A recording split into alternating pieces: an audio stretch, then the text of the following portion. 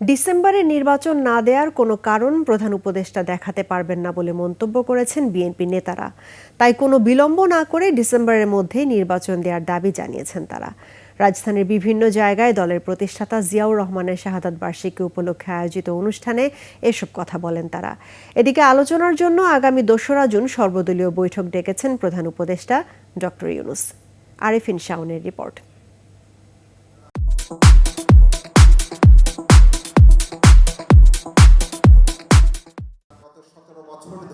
রাজধানীর কাকরাইলে আইইডিবি ভবনে শহীদ প্রেসিডেন্ট জিয়াউর রহমানের কৃষিতে অবদানের ওপর আলোচনা সভা অনুষ্ঠিত হয়। বাংলাদেশ জাতীয়তাবাদী দলের সেখানে বিএনপির স্থায়ী কমিটির সদস্য সালাউদ্দিন বলেন, দেশের এই রাজনৈতিক পরিস্থিতিতে নির্বাচন দিতে বিলম্ব করার কোনো কারণ নেই। দেশের মানুষ ডিসেম্বরের আগেই নির্বাচন চায়। আগামী ২ তারিখ আবার ডেকেছে আমাদের মাননীয় প্রধান উপদেষ্টা।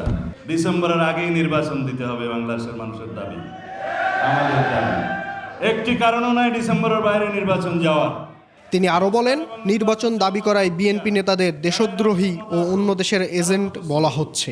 যারা আমরা নির্বাচন চাই, যারা আমরা গণতান্ত্রিক উত্তরণ ঘটাতে চাই এবং গণতন্ত্রের কথা বলি, নির্বাচনের কথা বলি, গণমানুষের কথা বলি, তারা বাংলাদেশের বিরুদ্ধে হয়ে গিয়েছে কিছু কিছু কুচক্রী মহলে। এদিকে জাতীয় প্রেস ক্লাবে প্রেসিডেন্ট জিয়াউর রহমানের শাহাদাত বার্ষিকী উপলক্ষে আলোচনা সভায় দলের স্থায়ী কমিটির সদস্য আমির খসরু মাহমুদ চৌধুরী বলেন, যদি কেউ শান্তিপূর্ণ ক্ষমতা হস্তান্তরে বাধা প্রদান করতে চায় তাহলে জনগণকে সাথে নিয়ে রুখে দেওয়া হবে। একটি নির্বাচন ডিসেম্বরের মধ্যে অবশ্যই হতে হবে। আমি বলেছি কতগুলো সবাই চাই, মানুষ চাই। আমি একটা নির্বাচনের মাধ্যমে বাংলাদেশে গণতন্ত্রের পুনঃপ্রবর্তন চাই। এটাকে বাধাগ্রস্ত করা চলবে না। এছাড়া প্রেসিডেন্ট জিয়ার শাহাদাত বার্ষিকী উপলক্ষে দুস্থদের মাঝে খাবার ও বস্ত্র বিতরণী অনুষ্ঠানে বিএনপির স্থায়ী কমিটির আরেক সদস্য মির্জা আব্বাস বলেন, সরকার ফ্যাসিবাদী বলতে বলতে নিজেই ফ্যাসিস্ট হয়ে উঠেছে। সংস্কারের কথা বলতে বলতে একজন নিজের ফ্যাসিবাদী চরিত্র স্পষ্ট করবেন জনগণের সামনে, এটা আমরা আগেই আশা করেছিলাম।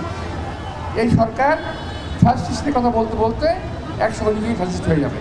বর্তমান পরিস্থিতিতে নির্বাচনের কোনো বিকল্প নেই বলেও মন্তব্য করেন বিএনপি নেতারা। দেশে রাজনৈতিক এবং নির্বাচনী সরকার আসা উচিত। আরেফিন শাওন, ২১ টেলিভিশন, ঢাকা।